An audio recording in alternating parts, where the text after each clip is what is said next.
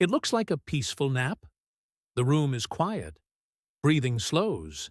But in some parts of the world, that sleep is not rest at all. It is the final stage of a deadly infection, spread by a tiny bite that most people barely notice. This is the story of sleeping sickness, a disease that can fool even experienced doctors and quietly shut down the human brain. Sleeping sickness, also called human African trypanosomiasis, is caused by a microscopic parasite that enters the body through the bite of the tsetse fly. From the outside, the fly looks like any other insect buzzing in the sunlight.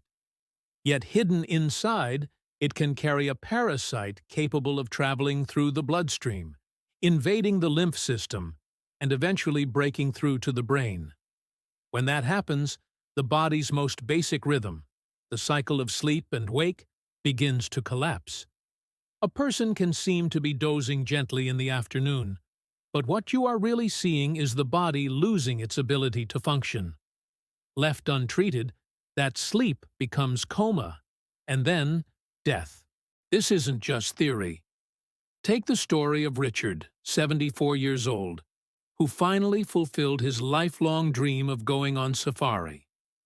After weeks of planning and saving, he boarded an open jeep, watched elephants cross the plain, and marveled at lions resting in the shade. He returned home, glowing with stories. But just 2 weeks later, something felt wrong. His temperature spiked one day, fell the next, then came back again. He shrugged it off as a passing flu. Then the headaches started, sharp and persistent. He found it hard to concentrate on a book. His wife noticed something stranger. He kept falling asleep in the middle of the day, then pacing the house at night, confused and restless. At first they laughed, blaming jet lag. But soon his wife insisted on taking him to the hospital. Only when she mentioned their African safari did the doctors suspect the truth. Tests confirmed it. Richard had sleeping sickness. Without that detail about travel, he might never have been diagnosed in time. The reason this disease is so dangerous is that early on it looks so ordinary. At the beginning, the body reacts as if it's fighting off any common infection. Fever, chills, headaches, aching muscles, maybe some swollen lymph nodes. Some people notice a sore at the bite site, but most don't. It fades quickly or is never seen. How many of us, after travel, would dismiss such symptoms as a simple cold or fatigue from the journey? That's exactly what makes this parasite such a quiet killer. Mary, 68, had just returned from a volunteer trip to a rural village in East Africa. She carried warm memories of teaching local children, long walks along the river, and sharing meals under the stars. A few weeks later, she developed a stubborn fever. Her throat felt sore, her neck glands a little swollen. She told herself it was just a lingering cold. But because she mentioned her recent travels to her doctor, further tests were done. That decision saved her life. Treatment worked, and she recovered fully. The turning point comes when the parasite reaches the brain. Then the disease changes face completely. What seemed like fatigue and headaches becomes something much stranger. The person starts to nap through the day and stay restless at night. They may grow irritable, forgetful, confused. Their movements become clumsy, their speech slurred. To the family, it looks like the person is drifting into a dream. In truth, the brain's delicate clock, the system that tells us when to sleep and when to wake, is being dismantled from within. One nurse in West Africa described a patient brought in by his family. They thought he was depressed. He would lie in bed half the day, unresponsive, then wander the house at night whispering to himself. His relatives believed it was sadness, or perhaps a spiritual problem. But laboratory tests revealed sleeping sickness. It was already in the advanced stage. Not everyone faces the same level of risk. The tsetse fly lives only in certain regions of sub-Saharan Africa. It is most common in rural areas with thick brush or near rivers. The fly bites during the daytime. That means activities like farming near the riverbank, fishing, hunting, or even walking through dense vegetation can expose someone. Travelers on open jeep safaris or campers in the bush are far more at risk than tourists staying in modern hotels in big cities. Two friends illustrate this difference perfectly. James spent his entire trip in capital cities, visiting museums and staying in sealed hotels. Leon, on the other hand, camped by a river, hiked through the forest, and woke early for dawn walks. A month later, Leon developed fevers and weakness, while James remained perfectly healthy. The lesson is clear. Risk depends not just on location, but on activity. Still, prevention is possible. Lighter-colored clothing, long sleeves, and pants reduce attraction.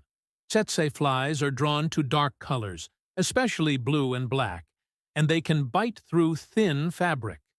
A group of travelers who switched from black leggings to beige khakis and sprayed their clothes with permethrin found that bites dropped dramatically. Repellents containing DEET or picaridin add another layer of protection. And behavior matters too. Avoid brushing against dense vegetation, keep car windows closed, and follow local rangers' instructions carefully. Imagine a group standing at the edge of a riverbank. Half are wearing dark, tight clothes. The others, loose light shirts and trousers treated with permethrin. Within minutes, the first group is swatting at bites, while the second hardly notices the flies. Such a simple change can mean the difference between a safe trip and a deadly infection. But what if someone is already bitten, or begins to feel sick after returning home? Here, timing becomes everything. The treatments that exist are effective, but only if the disease is caught early. Doctors look for parasites in the blood or lymph.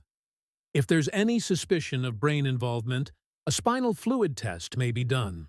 Evelyn, 72, carried a small travel note in her wallet.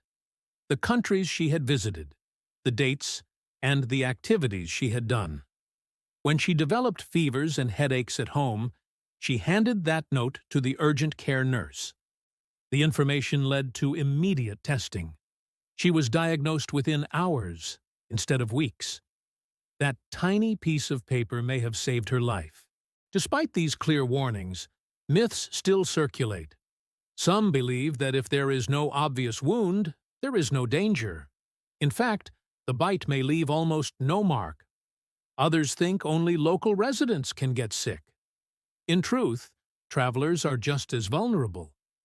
And perhaps the most dangerous myth of all is that there is no treatment. That is false. Effective medicines exist. The real challenge is recognizing the disease before it reaches the brain. So, what should you watch for after traveling in sub-Saharan Africa? Pay close attention to persistent or recurring fevers, especially when accompanied by headaches and body aches. Swelling of lymph nodes, particularly in the neck, can be an early clue. Later symptoms include daytime drowsiness, restless nights, sudden confusion, personality changes, tremors, or difficulty walking and speaking. If any of these appear, do not wait. Go to urgent care or the emergency room and clearly state your travel history. It takes only one sentence to make the difference. I was recently in Africa, in a rural or river area, and now I have fevers and sleep problems. That single detail can guide a doctor to the right tests immediately. For older adults, this message carries extra weight. Many retirees choose to spend their later years traveling, often to places they always dreamed of seeing. A safari at 70 or 80 can be a joyful, unforgettable experience.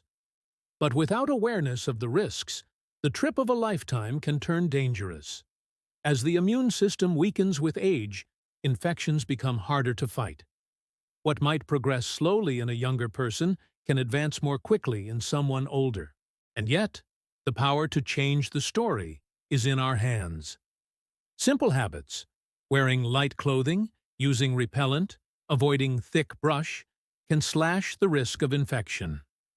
Carrying a note of travel history can speed diagnosis if illness occurs. Even telling your doctor, "I was in the bush, I camped by a river," may be enough to save your life. Think of it this way. A nearly invisible bite introduces a parasite that can steal your brain's rhythm. But a single choice, a shirt color, a treated pair of pants, a note in your wallet, can stand as a shield between you and that danger. It is easy to dismiss such diseases as distant problems, but history reminds us that infections do not respect borders. Awareness is our best defense. If you or someone you know plans to travel, especially into rural parts of Africa, remember this: what looks like peaceful sleep may not be sleep at all. It may be the whisper of a parasite, stealing time and life itself. The truth is sobering, but it is not hopeless. With prevention, with vigilance, and with quick action when symptoms appear, sleeping sickness can be stopped. Tonight, take one small step. Write down your travel details in your phone or keep a card in your wallet. It may never be needed, but if the day comes, it could make all the difference. So the next time you see someone dozing quietly after a trip, you may wonder, is it just rest? Or is it something more? Thanks to awareness, thanks to preparation, you will know what to do. And perhaps that knowledge is the greatest protection of all.